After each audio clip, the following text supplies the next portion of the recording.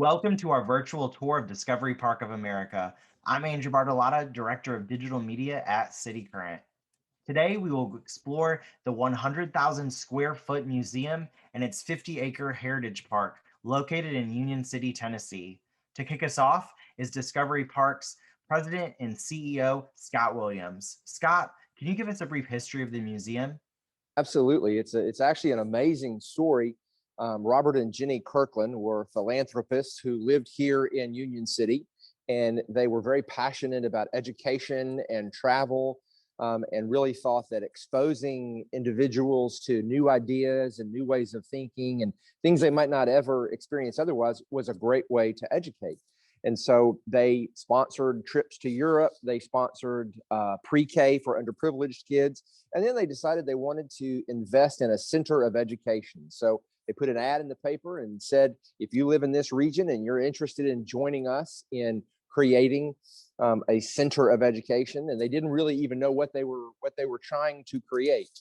And so about 250 members of the community showed up at the hotel that day, and they divided the room up into sections: dinosaurs, transportation, space, and people went to the table they were the most interested in. And those became the committees, and each one of those worked to try to figure out what would they recommend a center of education would have in it in that category. And so Mr. Kirkland took all that information and compiled it and put together a staff of museum professionals who then took what they had been given and created Discovery Park of America. What he originally hoped would come in at about $30 million actually came in at about $100 million. So one would not find something of this magnitude and of this quality this far away from a metropolitan area. So Discovery Park of America is definitely one of a kind. Scott, I noticed quite a few dinosaurs behind you. Can you give us a tour of Dino Hall? I'm right here in Dino Hall, which is quite a remarkable place. It's the very first place that people get to see when they arrive. And I think Dino Hall has a couple of really great examples of what we do here that's different than what you may find other places. One example is this is our elevator. And as you can see, our elevator and our escalator a little further back are encased in glass so that young people who come here can actually see how these things work.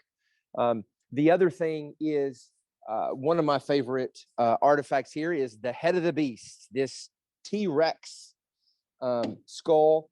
And a lot of museums have no-touch policies, but not at Discovery Park. At Discovery Park, you're supposed to touch things. You're supposed to explore. You're supposed to have an adventure. Our grass outside has signs that say, please walk on our grass. Mr. and Ms. Kirkland wanted this place to be loved and explored and enjoyed by everybody who came, especially kids who really love this thing right here over my shoulder. This is the giant man slide. You actually go in up here and slide all the way down the leg. And it's really popular with kids, but adults can do it as well. And I can tell you from experience, you go down that when you're a overweight old man, you go down that guy's leg at about 300 miles an hour and land about 500 feet from it. So I tell you what, I'm going to walk over. I want to show you one more thing in here in Dino Hall. It's my favorite dinosaur. You've got all these great big dinosaurs in here, the bones of dinosaurs. But my favorite one is Dee Dee. I call her Dee Dee. She's over here in the corner. Not everybody gets to see her. She's right over here. She sits here in the corner. She's a didelphodon. And it's another example of something that you can discover here. You might have been here 10 times, but you might walk around and suddenly discover a little tiny dinosaur named Dee Dee that you had never seen before. I love that. That's so cool. So shall we go over to the tower and talk to Katie? Yeah, let's do that. Okay, I'll tell you what, I'm going to walk over here. When you first walk into Discovery Park, you enter Dino Hall, and then if you head to the very end of the building, you hit what we call Cooper Tower, and you can take Cooper Tower all the way up to the top. So through the magic of the internet, we're going to pretend like I'm pushing the button and I'm going to the tower. All right, Katie. And here I am. I'm Katie Jarvis, Marketing and PR Manager for the park. And I have just walked off of the tower elevator that Scott was just talking about. So I just want to give you all a little sneak peek. I'm going to turn it around here and just show you what you can experience when you come up to the tower, the Cooper Tower. We are 199 feet in the air right here. And so you can see for miles. In West Tennessee, we are known for our flat land and the crops and everything. And I do want to give y'all a sneak peek right here. A lot of people are like, what is that unfinished road right here behind Discovery Park of America? And that is actually Interstate 69. So that's the big interstate that connects Canada to Mexico, and it runs right in our backyard. And what I love about Mr. Kirkland's story is that he knew that this would eventually be an interstate. And so he wanted something that would stop people in their tracks going 70 miles an hour. And Discovery Park, when you come and see the building, it is incredible what you will see here, and it will stop you in the tracks. So we're really blessed and fortunate to have Interstate 69 whenever it's complete. So to have people come and visit us. So Memphis, Tennessee, y'all are just 2 hours away from us. Nashville, if anybody's joining from Nashville or wherever you are, just about 2 hours, 2.5 hours from Nashville area. And so I just wanted to show you guys again what you can experience. So if you're afraid of heights, you might skip out on this, but you can stand on these glass panels. We have 2 inside, and then we have 2 outside. And so a lot of the kids like to jump on it really, really high and everything, and you will not fall through. And then there's 4 outside, and I'm going to take y'all outside right here to the south side of the property, and it might be a little windy, but we have 50 acres of outdoor heritage park and different exhibits that you can see. And just picture this with green grass when y'all come and visit us in the spring and in the summertime. Right now it's still kind of fall wintry, but we have a charming chapel that has been fully restored to its original glory. We have train cars that you can walk on in the depot. We have the South Lake where you can fish. If y'all are fishermen and women, you can come and fish out here at Discovery Park. We have that little octagon. I'm going to try to point with my finger right here. That is the old barber shop. And then the building that looks kind of like a bank right here, that houses a replica of the Liberty Bell. And there's a great exhibit on Davy Crockett, and Congressman Tanner's office is kind of set up there. And then we have a firehouse with a lot of old fire engines. And then Hobbs Drugstore, which is an ice cream parlor during our summer months. And then y'all have got to see this too. But before I show you the missile, we have 2 hotels right next door that just opened about 1.5 years ago. So you can definitely spend a weekend up here exploring Discovery Park of America and stay at the Holiday Inn Express or at the Mainstay Sleep Inn. Right here is our STEM landing. This is one of my favorite views that we have. We've got a Huey helicopter on display. We have a Titan I missile that a lot of our guests like to launch. You just press some buttons and the bass is so loud that you literally can hear yourself like just shaking in your chest. And we've got a Blue Angels plane on display. And then right here, we call this the Moon Dome. And inside it has a lot of NASA artifacts. So we have an exhibit that has all of the NASA patches on display for all of the manned missions that we've had. And so that's STEM landing, science, technology, engineering, and math.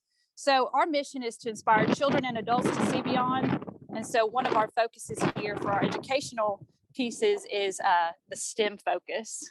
So I'm going to walk y'all around and we'll go to the other side. Sorry if it's windy, but there's Interstate 69. I'm walking on the glass panels again.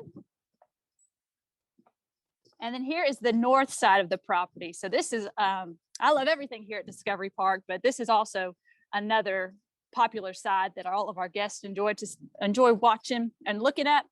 So right here, we've got the 1800s settlement, and you can walk in and out of each of those cabins. We have a David Crockett cabin. We have a loom house. We have a farmhouse where you can see how the settlers used to live in the 1800s. And then we have one of our living historians here on Saturdays. His name is Mike Ramsey, and he has built a heritage garden where he uses all of the plants and the flowers and the crops that he grows there to show how the settlers would use lye to make lye soap. He does beeswax, and it's just incredible. So if you plan on coming to visit Discovery Park on a Saturday, be sure to go out to the Heritage Park and to the Heritage Garden and meet Mike Ramsey. He is just incredible. Right here where you see, I'm going to point with my finger again, right here, that is the Children's Discovery Garden. And a lot of parents with the little ones, with little kids, love to come out here, especially in the springtime and summer, to just let their kids just run out all of that energy. And there's a lot of hands-on experiences over there. You can learn how to play chess with the big chess pieces. There are butterfly gardens over there, so you'll be able to see the different monarchs and the different types of butterflies and pollinators that come through. And it's really just another educational piece that we have at Discovery Park. Way in the corner, the right-hand corner, is our Japanese garden where you can see koi fish in a koi pond. We're working on redoing our maze, but a lot of the kids and adults really enjoy doing our maze, but that'll be freshened up this year. And then where you see that little yellow building, that is a working grist mill. And so we sometimes have demonstrations where our education specialists will come out there and show how to grind corn. And it's really, really neat. Again, education is our number one purpose here at Discovery Park of America. It's a lot of fun. It's very entertaining, but we are education as well. And then there's a one-room schoolhouse, another lake, and then we've got a vineyard. We've got some plots right here where we're going to be growing wildflowers and sunflowers, kind of like they do at the Memphis Agri Center. And then I want to touch on this red barn over there. So that's what you see. It's the Simmons Bank Ag Center. And I'm about to throw it to Jennifer because she is actually in there. And we just opened a brand new exhibit on farming innovation. And I cannot wait for you to see inside. So I'm going to throw it to Jennifer right there for the new ag exhibit. Great. Thank you, Katie. So as she said, I'm in the Simmons Bank Ag Center for our Agriculture Innovating for Our Survival exhibit. This is a brand new exhibit. It opened in December, so it's only a few months old. I did want to tell you just a little bit about how it came to be. It's something that we worked on for about 2 years. It took 2 years to develop, and it began when the Tennessee Soybean Promotion Board came to us with an idea, hoping that we could upgrade our existing agriculture exhibit. And what we had at the time was just a collection of antique tractors, which was something very neat, but we just didn't really teach a lot about agriculture. And they provided us with some funding to kind of get things started. We started to host some focus groups with farmers and other ag professionals and experts. And in those meetings, we realized that we were energized by all of these people. They were so passionate about this topic, but at the same time, they were so frustrated that the general public didn't seem to really understand what was happening in the agriculture industry. So we felt that we really wanted to play a role in educating our guests on that topic. So we continued to meet. We had different people come in and join us as partners, whether that was providing additional funding or content. And it really just took off. It became much larger than we initially planned. So we asked for help from Solid Light. They're an exhibit design and fabrication company in Louisville. So they helped us, our vision become real. So I did want to take you for a little bit of a tour of this exhibit. I'm going to flip my camera. Well, there we go. So it's called Agriculture Innovating for Survival.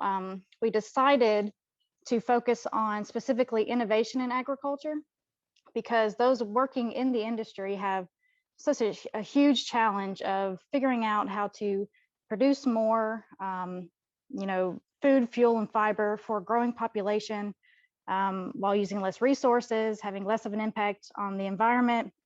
And by innovating, it makes that challenge just a little bit easier for them. So we have several goals with this exhibit, one of which being we just wanted to be sure and present accurate information to make sure that our guests are really truly understanding how the food, fuel, and fiber gets from the farm to them. And so we have a food section here that focuses on some major crops and livestock. We discuss the types of commodities that are produced, who's actually producing them, what are those people doing, how are they being innovative. I'm walking and talking, I'm gonna try to be steady.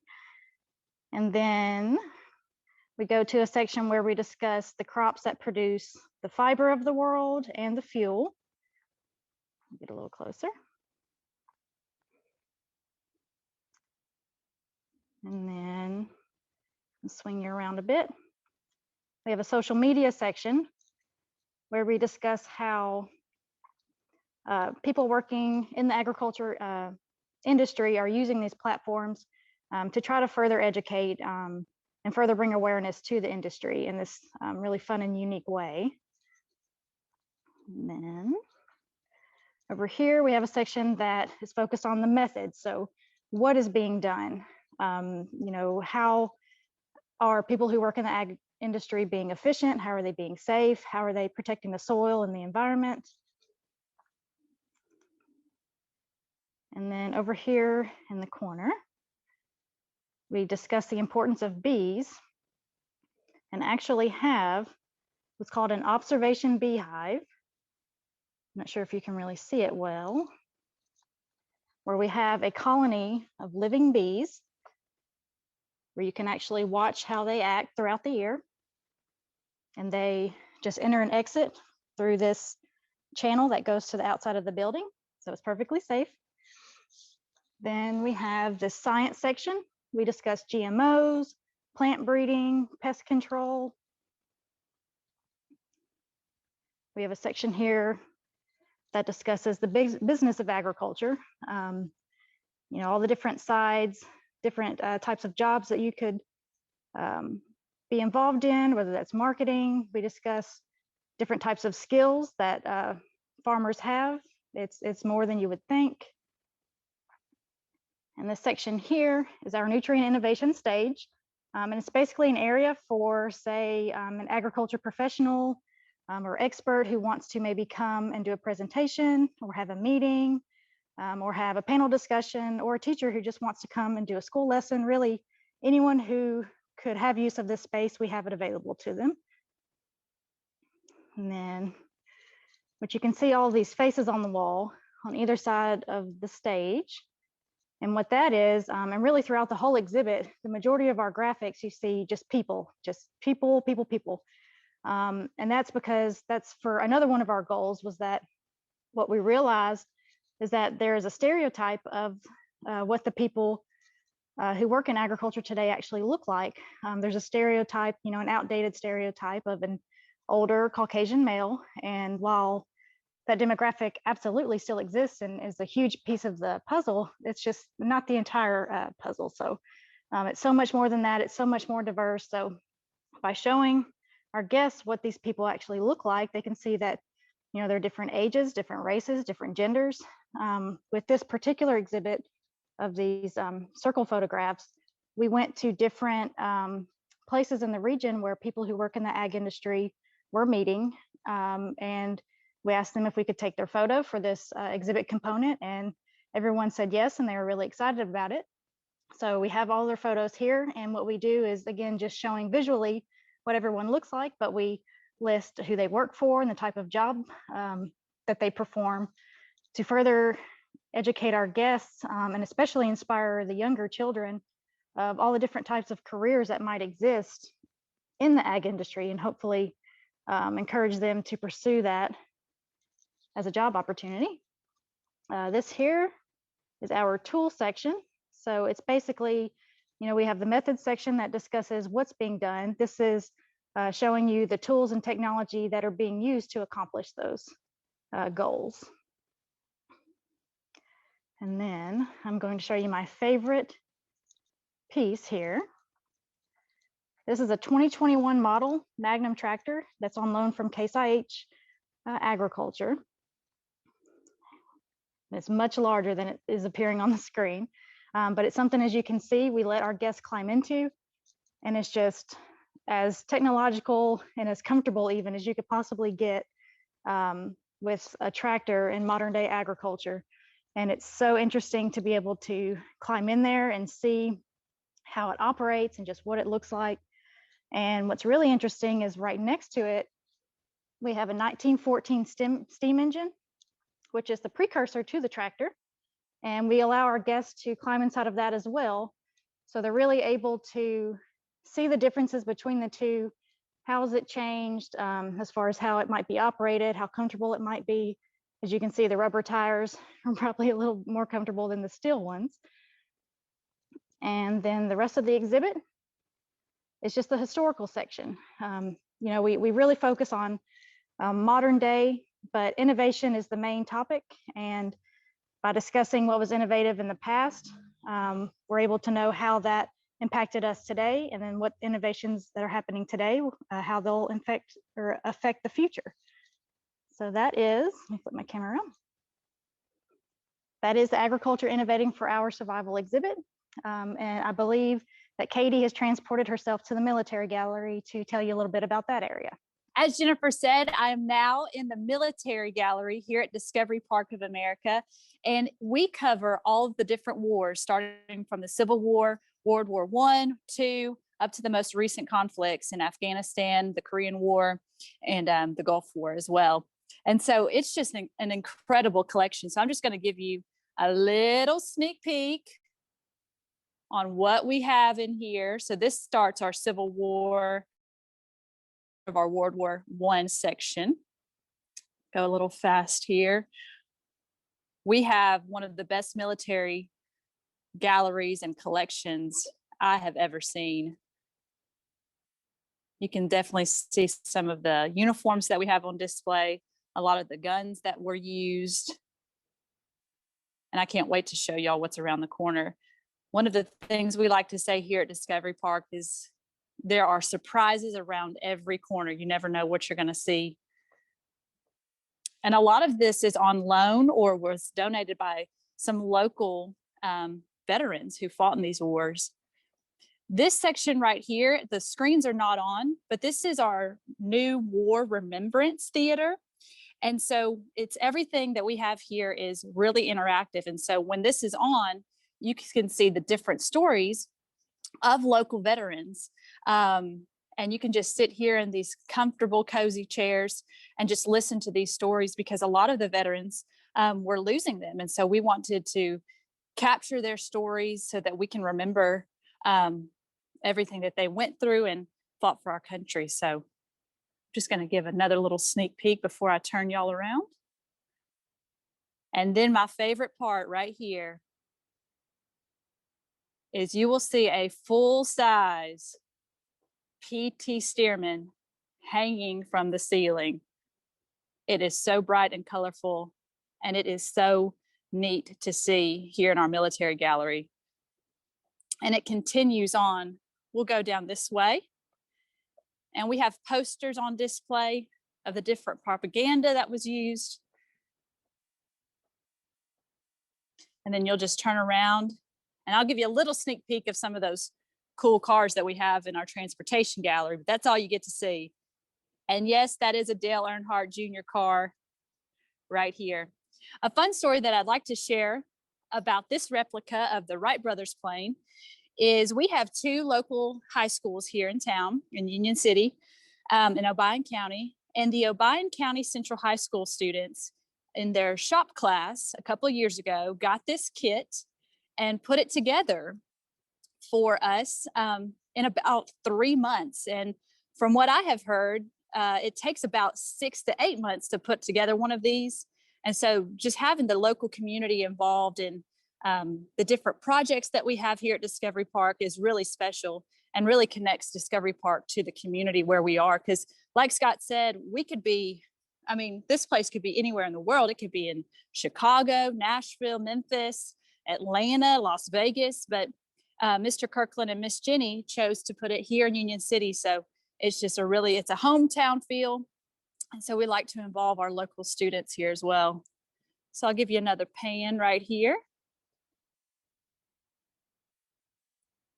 And then we will go down these steps. So y'all bear with me. You might be bouncing a little bit, but I do want to show you, and again, how Scott said that, you know, Mr. Kirkland wanted the museum to feel alive. He wanted students and kids and adults to touch things and experience them, because they would learn as you touch things. So right here is one of my favorites. We have a Jeep that a lot of people like to climb in and pretend like they're driving.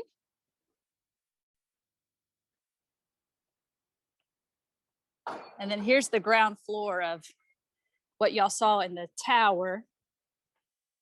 This is stem landing, except from the ground. And you can just see how big these vehicles are and the missile.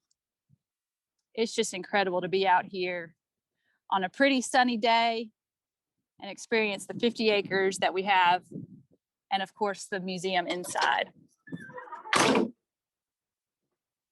And I'll walk y'all around a little bit more, just so that you can see the array of different vehicles and machine guns that you can see. And then this helicopter right here, you can climb in. So definitely bring the kiddos. It's a little bitty hole, so you might want to bring the little ones to come and climb in there. But we have had adults go up there too. But again, everything here, if it's not behind glass or behind these little ropes, you can climb in and experience what it was like to drive. And so a lot of our church groups and our older adult groups that come, we typically find a lot of the guys hanging out in here and seeing what we have on display in the military gallery.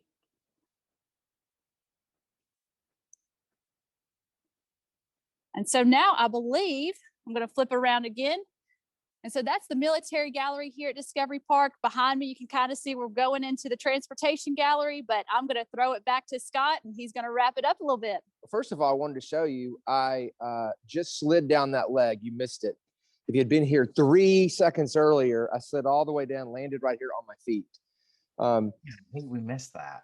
I know, it's really unfortunate, but this is a great view of the kids area. If you've got little kids who are looking for some place to play, this is a great place to burn off some energy.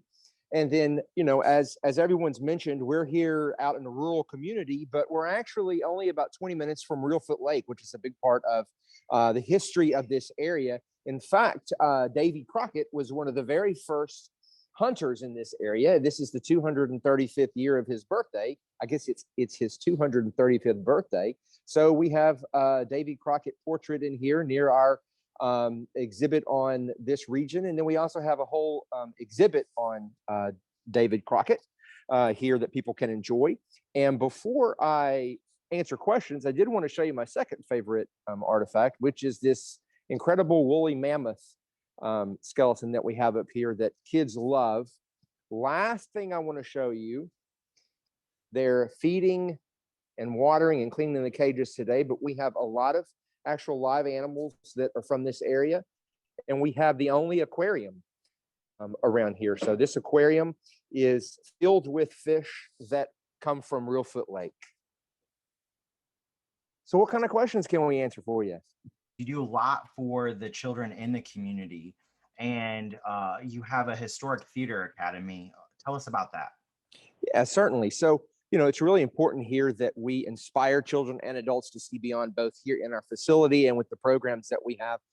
We have a program every year where kids who live in the area, young people all the way up through high school, come and they spend a semester working on a theatrical production. So they write the script, they do the research, they make the costumes, they design the sets, and then they perform the play at the end of the semester. It's one of the most rewarding experiences I get to have, to watch these young folks. And I can't tell you how many of them thank us, because, you know, sometimes living out in a rural community, you might not have as many opportunities for to participate in things like theater as you would if you lived in an urban environment. So it's another one of the really fun things that we do. Now, speaking of being in a rural community, somebody asked about the sort of like economic impact, and you know, I'm asking you data that you may not have currently, but is there any data that you have that you'd like to share about the economic impact that Discovery Park of America has been able to provide for Union City? I know that obviously the hotels right off the grounds from Discovery Park are there. I I would assume because of Discovery Park and the tourism that is coming through. Talk about just like the local businesses and how they've reacted to Discovery Park opening. Sure. Well, I mean, as you can imagine, in a community of 10,000 people, the devastation that occurred when the Goodyear tire plant left town and took with it 1,500 jobs. And that happened right around the time that Mr. and Ms. Kirkland were considering building Discovery Park. So it absolutely filled a void and provides jobs for about 100 people. And so, of course, that alone makes a big impact. And then, fortunately, we're very close to the University of Tennessee at Martin, who is an incredible partner of ours. And so working together, I think we both bring a lot of benefit to the people who live here. And then, of course, tour and travel is a really important industry. We've all been hit pretty hard from the coronavirus. We're about to maybe turn the page on that chapter. And so, tour and travel will once again be a big asset to this area. As I mentioned, we have Reelfoot Lake close by. Northwest Tennessee is also the home of Land Between the Lakes, Paris, Tennessee. So there's a lot of opportunity for outdoor activities around here. So you combine that with a $100 million museum, and you can see where Northwest Tennessee really has a lot going for it for tourism. How many visitors typically attend, and how has the pandemic impacted visitation and funding? And then, what is the cost to attend Discovery Park? Sure. Ordinarily we have about 250,000 visitors a year. We also host weddings and meetings, and a lot of people will want to have a meeting here because we have lots of meeting rooms, state-of-the-art presentation equipment. And so people will have a meeting here in the morning and then explore in the afternoon. Thankfully, we have the 3 new hotels right next door. And so it makes the perfect business-to-business partner, if somebody's looking for that type of thing. But 250,000 people ordinarily, we were down about 50% because of coronavirus. Of course, we closed down the way that everybody else did around March 17th, 16th, something like that is when we closed. We opened back up on June 1st with safety procedures. We do still require masks. We, encourage social distancing. As you saw, we're big enough that people can explore. All of our staff wear masks, and so it was down about half. Fortunately, like a lot of other people that are watching, we were able to get PPP loans, and we were able to not have to lay any staff off, and we switched everybody's jobs from being a docent to maybe being a research person. And so we look for opportunities for things that we knew we were going to need once this pandemic passed. And so we have incredible databases now that we didn't have before, and things like that. So how much do we cost? We have different levels of memberships. We have memberships too, but we have different ticket levels that provide different benefits depending on whether you want a 2-day ticket or a 1-day ticket. But people can go to discoveryparkofamerica.com and click on the visit section, and it'll list out for you all of the different ticket levels and the prices. We have a VIP level. We noticed that it's new because we noticed that during the coronavirus, people were coming in and asking a question that they hadn't asked before. I want everything. I want every single thing you offer. So we created a new package that has everything. And I think a lot of that is because people were pent up and ready to go and ready to travel and ready to experience life again. Well, what's so great about your space too is that, like Katie said, you can come and stay the entire weekend, and you can, if you're an educator, you can bring in your class and just focus on the World War II exhibit, and then come back and talk about agriculture. I mean, you can come back time and time again and experience something new and see beyond, as y'all say, just what each individual exhibit has to offer. So I think that's Yeah, that's right. That's right. We actually have an education department, and they have educators who come in and do classes with students that are free. So if a teacher wants to bring a class on a field trip, our educators will do either a work session or an activity. And we have some really talented educators who honestly just walk around sometimes on Saturdays and find kids and walk up to them and say, "Hey, would you like to learn more about the reason we have static electricity?" And so, we have an incredible staff here who does a great job of educating. Now, Pam asked, and this is something that we talked off camera the other day, but Scott, you are familiar with the Memphis area and you have an extensive background and a really cool background. Pam wants to know when you joined the organization and then did you get to help influence the park creation? So talk about a little bit of your just personal experience as a professional in the museum space, and then your sort of influence in the park creation. Sure. So I was fortunate to get to work for Elvis Presley Enterprises. So I was there in Memphis at Graceland for 12 years. I actually went to the University of Memphis back when it was Memphis State. Some people will connect with that. And so I was with Graceland and Elvis Presley Enterprises for 12 years, learning the museum industry, learning tour and travel, working with the great folks there in Memphis, Kevin Kane, Regina Bearden, Kevin Kern, all those really gurus of tourism. And so at Graceland, we did an exhibit with the museum in Washington, D.C. On Elvis and free expression. And so I just fell in love with Washington, and I love history, and really fell in love with the museum. And so I ended up going to work at the museum, and I was there for almost 7 years. Never got over being homesick from Memphis. Loved my family and my friends, and I love the Mid-South. And so this opportunity presented itself, and it was a really exciting thing they were doing here. I was really thrilled by what I saw and what I saw on social media because I followed them. And when the opportunity came, I seized upon it, and we left Washington and moved here to Northwest Tennessee, which has been incredible. It's an amazing area. I've never lived in a rural community like this, but we're absolutely having a blast. A lot of great places to ride my bike.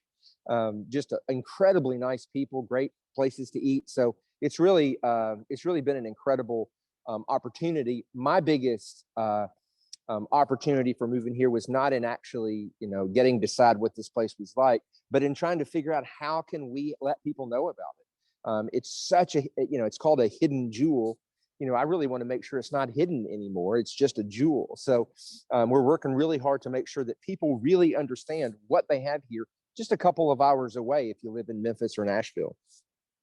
And I think that's one of the things that draws me to the Discovery Park, or Discovery Park, is that it is a living, breathing museum, and you do so much with online engagement too, with your podcasts. You have a podcast, you have a virtual education series, and so I think you all do a remarkable job on the digital media side to engage people from around the world who may not ever come to Discovery Park but want to learn more, or for those drips of Discovery Park for them to eventually come out, which is what we're doing here today. Yeah, absolutely. So we had a few questions regarding the Kirkland family, and they wanted to know, were Robert and Jenny Kirkland part of the Kirkland stores? Yeah, Robert Kirkland and his cousin founded the Kirkland stores. They ran those. Robert Kirkland had started in his parents' five and dime store.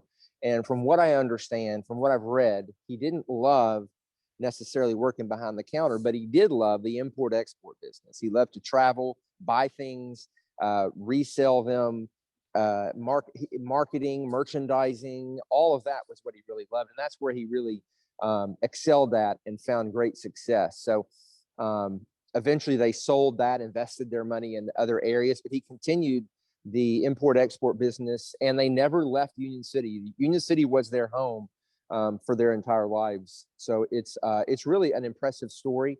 And it's really interesting. I wish that I had have gotten to know him.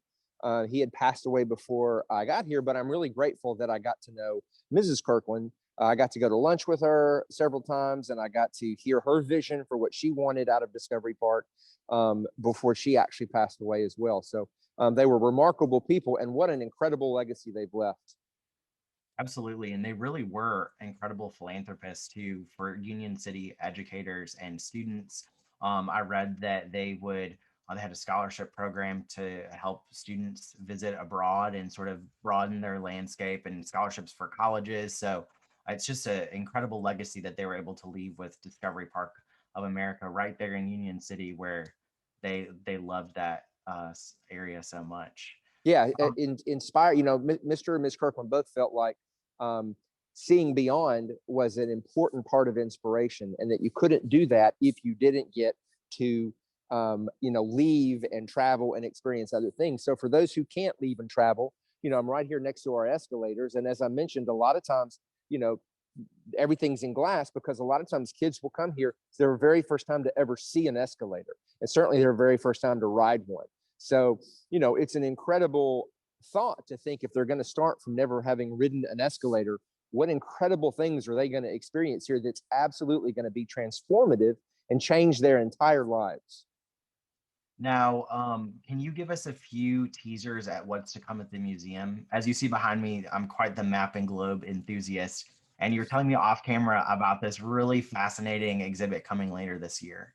That's right. On December 5th, we're going to open an exhibit called The Incredible World of Murray Hudson's Globes and Maps. For anyone who's never been to Halls, Tennessee, and visited Murray Hudson's Globes and Map store, it's a very Harry Potter-esque experience that blew me away when I got to do it. He has thousands of incredible vintage maps and antique globes and just things from all over the world that give people, an idea of the bigness of the world. And so we wanted to bring a taste of that here to Discovery Park. So we're going to have that exhibit, which will be free. It'll be free with ticket admission. And we have a lot of things like that happen throughout the year.